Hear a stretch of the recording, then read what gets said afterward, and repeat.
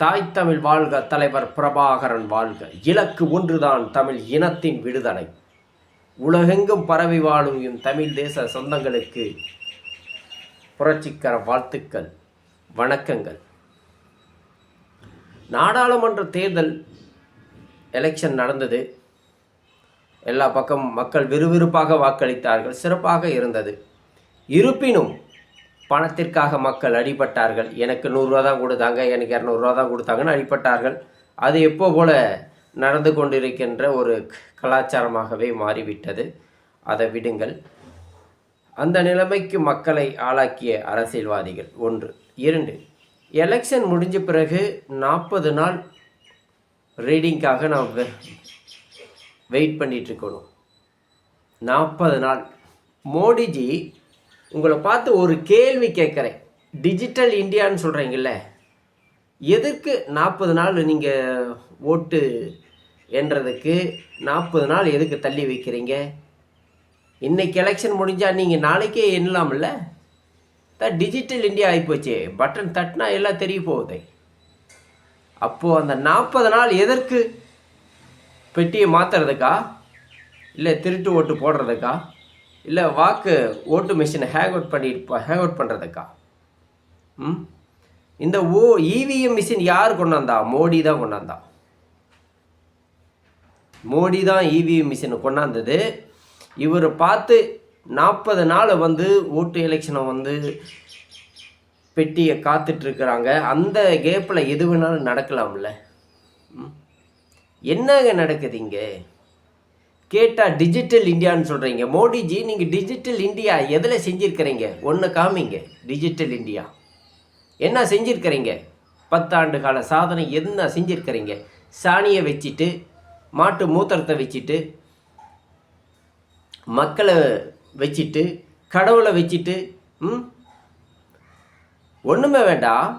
உத்தரப்பிரதேஷ், ஜார்க்கண்ட், இது மாதிரி பீகார், இது மாதிரி வட கண்ட்ரியிலே எடுத்துக்கிட்டால் முஸ்லீம்களுக்கு அச்சுறுத்தல்.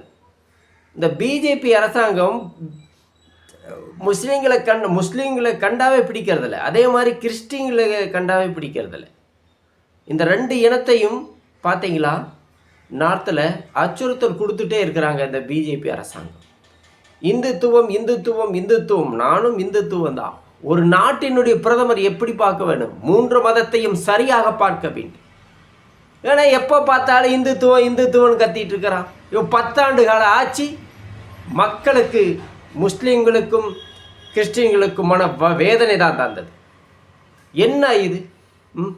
நாகரிகம் இல்லாத, சுய நினைவில்லாத, ஒரு நாலேஜ் இல்லாத பிரதமரை உட்கார வச்சுட்டு 10 ஆண்டு காலத்தில் மக்கள் படுற வேதனை 1-2. பிரதமர் குடும்பம் இருக்கா? ஃபேமிலியோடு இருக்காரா? கிடையாது. அன்னக்காவடி அவர். எப்படி இதை ஏற்றுக்கொள்ள முடியும்? அதானிக்கு அம்பானிக்கு உலக பணக்காரராக்கிட்டாரு. அதில் ஷேர் மார்க்கெட்டில் பார்ட்னர்ஷிப்பு. 2வது குஜராத்திகளுக்கு கடன் தள்ளுபடி, 10,000 கோடி கடன் தள்ளுபடி. சர்தார் வல்லபாய் பட்டேல் 1000 கோடியில். என்னத்தை நடக்குது? விஜய் மல்லையா போய் 68,000 கோடி பேங்க் லோன் வாங்கிட்டு ஜாலியாக போய் அமெரிக்காவில் செட்டில் ஆகிட்டான். அதை நீ பிடிச்சி கொண்டாந்து இங்கே கொண்டாந்து விஜய் மல்லையா பிடிவாரண்டு போட்டு நீங்கள் ஏதோ ஒன்று பண்ணியிருக்கிறியா? பணம் வசூல் பண்ணியிருக்கிறியா? கருப்பு பணத்தை ஒழிக்கிறேன்னு சொன்னேன். எல்லார் அக்கௌண்ட்லேயும் 5 லட்சம் போடுறேன்னு சொன்னேன். என்னத்தை மோடி என்னத்தை பண்ணுறீங்க? என்ன பண்ணியிருக்கிறீங்க? 10 ஆண்டு கால சாதனை மீண்டும் நீங்களா? நினச்சி பார்த்தா உடம்பெல்லாம் புல்லரிக்குது. மீண்டும் நீங்களா? ஐயோ, 10 ஆண்டு கால ஆட்சியே போதும் ஆகுது. இன்னும் நீங்கள் வந்தீங்கன்னா அவ்வளோதான், முடிஞ்சு போச்சு. என்ன இருக்கு? முடிஞ்சு போச்சு. India was out, clean. அதுபோல தான் இருக்கும்.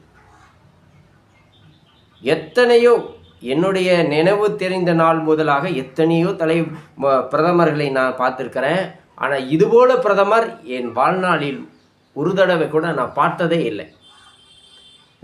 இதுபோல் பிரதமரை என்னைக்கு நான் வாழ்க்கையில் பார்த்ததே கிடையாது. நான் மட்டும் இல்லை, எல்லா உறவுகளும் சொல்கிறாங்க இதுபோல் ஒரு பிரதமரை பார்த்ததே இல்லை அப்படிங்கிறாங்க. ஏன்னா குடும்பம் குட்டி இருந்தால் ஒரு நாட்டினுடைய நிலைமை, ஒரு குடும்பத்துடைய கஷ்டம் என்னங்கிறது தெரியும். அவருக்கு என்ன இருக்குது? அன்னக்காவடி தானே. இதுதான் உண்மை. மக்களுக்காக ஒன்றும் செய்யலை. மீண்டும் மீண்டும் மோடியா? சில தமிழர்கள், சில இந்திக்காரன்கள் மீண்டும் மீண்டும் மோடிங்கிறாங்க. இவங்களை பார்த்து கேட்குறேன், நீங்கள் நான் பணக்காரரா? உங்கள் வீட்டில் கேஸு 2000 கூட ஏற்றுனா கூட நீங்கள் வாங்கி ரன் பண்ணிடுவீங்களா? திருட்டு பயனுங்களே, நாட்டை குட்டிச்சவராக்கி வச்சுட்டீங்க. எண்ணத்தை விட்டு வச்சிருக்கிறீங்க. இயற்கை வளம் சுரண்டல் இருந்தாலும் அதை பற்றி பேசுறதில்ல. எதை பற்றியும் வாயை திறக்காத. ஒரே ஒரு ப்ரெஸ் மீட்டிங்கில் கூட ஒரு தடவை இந்த மோடி பேட்டி கொடுத்துருப்பாரா? அவர் என்ன யோக்கியம், ரொம்ப உத்தமரா, சிறப்பாக ஆட்சி செய்கிறாரா? ஒரு ப்ரெஸ் மீட்டிங்கில் கூட அவர் பேட்டி கொடுத்ததில்லை இன்ன வரைக்கும். இதுபோல் தலைவர்கள் மத்தியில் தான் நம்ம வாழ்ந்துட்டுருக்குறோம். கேட்டால் டிஜிட்டல் இந்தியா, என்னையா டிஜிட்டல் இந்தியா பண்ண நீ? இந்த 10 ஆண்டு கால சாதனை என்ன நீ டிஜிட்டல் இந்தியா பண்ண? சொல் பார்க்கலாம். ஒன்றை காமி, ஒரு சாதனை காமி. இளைய தலைமுறைக்கு வேலை வாங்கி கொடுத்துருக்கிறியா? இல்லை இயற்கை வளத்தை பற்றி நீ இயற்கை வளத்தை சேவ் பண்ணியிருக்கிறியா? என்ன பண்ணி வச்சிருக்கிற? உனக்கு தெரிஞ்சது இது ஒன்று தான். கடவுள், மதத்தை, இனத்தை வச்சு ஆட்சி பண்ணுறது தான். இதுதான் பிஜேபிக்கு தெரியும், வேற ஒன்றுமே தெரியாது. இதுதான் உண்மை. மாற வேணும். அடிப்படை மாற்றமே மாற வேணும். எதற்கு இந்த மேலே பார்த்தீங்கன்னா பிஜேபி, காங்கிரஸ், எதற்கு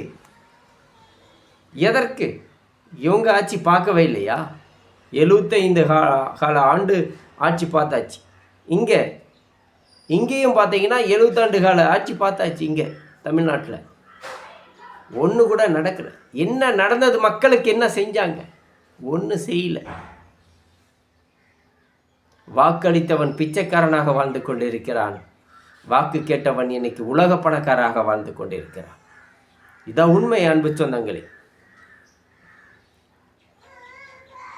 ஜனநாயக நாடு என்று சொல்கிறோம். எப்பொழுது இந்த நாடு ஜனநாயக நாடாக மாறும் என்பது தெரியவில்லை.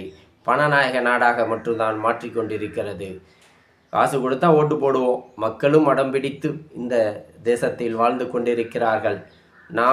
நம்மளுடைய குழந்தைகள் நாமளே 5க்கும் 10க்கும் கையேந்தும் நிலைமைக்கு ஆளாக்கிட்டோம். நம்முடைய குழந்தைகள்னாலும் சிறப்பாக இருக்கட்டும் என்று மக்களும் மாறுவதில்லை. திருடனுக்கு தான் ஏதுவாக தான் இருக்கிறார்கள்.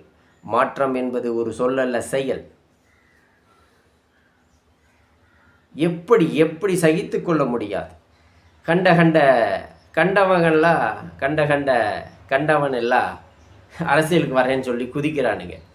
ஏய், உன்னால் என்ன நாட்டு மக்களுக்கு நன்மை? அரசியலுக்கு வரேன்னு எவனாலும் அரசியலுக்கு வரேன்னு வரீங்க. என்ன நன்மை? 6 மாதத்தில் காணாமல் போயிடுவீங்க. உங்களால் மக்களுக்கு ஒரு நன்மை கிடையாது.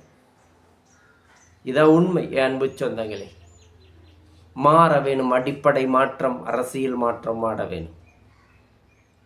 மாறவில்லை என்றால் மேலே சென்ட்ரலில் 2 பேரும் ஒழிச்சு கட்டுங்க. பிஜேபியும் வேண்டாம், நம்ம காங்கிரஸும் வேண்டாம். புதுசாக ஆம் ஆத்மி கொண்டாங்க, கெஜ்ரிவாலை கொண்டாடுங்க. கீழே ஏடிஎம்கே வேண்டாம், டிஎம்கே வேண்டாம், தூக்கி போடுங்க. புதுசாக ஒரு கட்சியை கொண்டாங்க. இதுதான் மாற்றம். அடிப்படை அரசியல் மாற்றம். அதனால் இந்த தேசம், இந்த நாட்டு மக்கள், இது அல்ல ஒரு அரசியல் களம், இது அல்ல ஒரு வாழ்க்கை. மாற வேணும், மாற்றத்தை சந்திக்க வேண்டும் நாம் தமிழ்.